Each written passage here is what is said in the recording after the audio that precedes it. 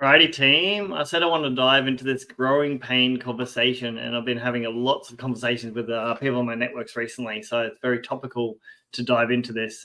And this is really, really based on, I guess, what we're experiencing, what we're going through. But I'm really keen to hear your input and how you guys have got through this pain in your organization. Like, if you've been following this journey where we're rescaling up property again, and I'm calling it like a Crofty version 2, but really focus on AI automation consulting.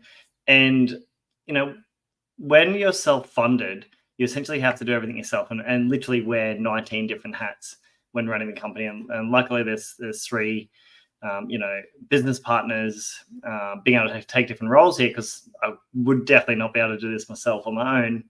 And so you can kind of, conquer and divide, but you still got to wear those 19 different hats, each different person each day, as you're going through these growing pains. And so what it means going through growing pains, essentially you're scaling at the same time as then trying to put out all the fires or get everything aligned really closely. And, when you are going through this, like, it's not just about the projects, not just about the clients, it's about operations and marketing and, finance and HR. It's like it's trying to manage everything at the exact same time as working on projects and as working with clients. So it's each role or task requires attention, and with limited resource, you're often filling the gaps as you go. And so I want to touch on based on a few things that we've learned on our journey through the self-funded, because the last 10 years has been self-funded except for the Tribute era. And so I definitely know both arms to it, right?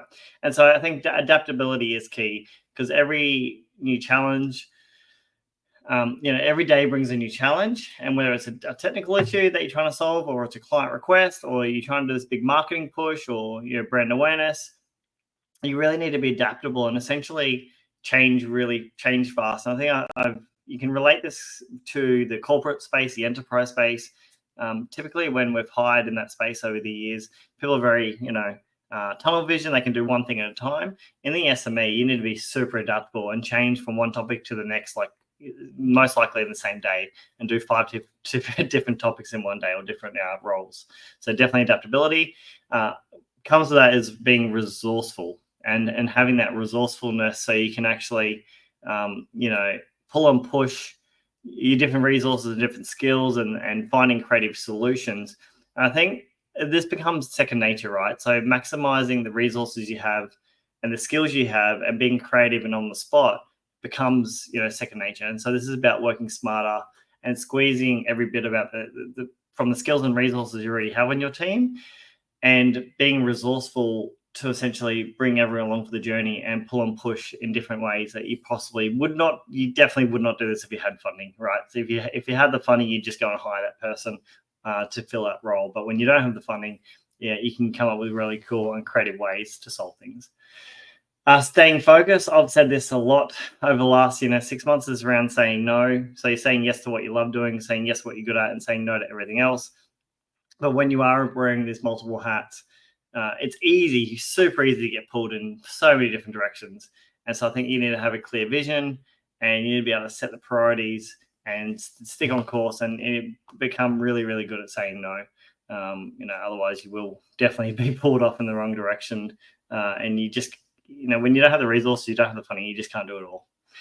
And the last point here is around resilience. We always talk about resilience in business. We always talk about building this resilience. There will be days that will push your limits, and there'll be days that you'll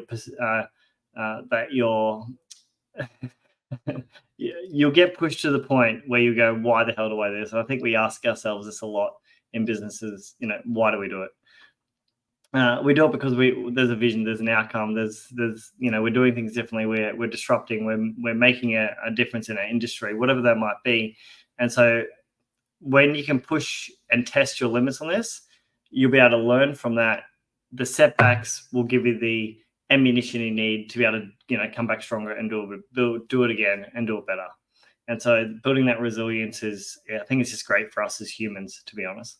And so growing pains, yes, it is challenging. There's actually a lot of fun in it, because you can be creative and think on your feet and do things differently and push the boundaries. And it's the part of the journey, right? It shapes us, who we are in our business, who we are as people, and it builds us it definitely builds our resilience, but it builds us for what we're trying to achieve into the future.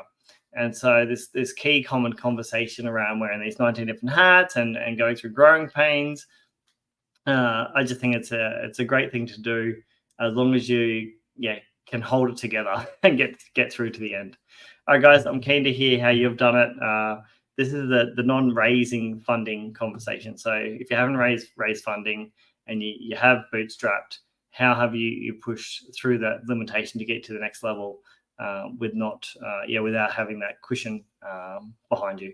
All right, peace, guys. Cheers.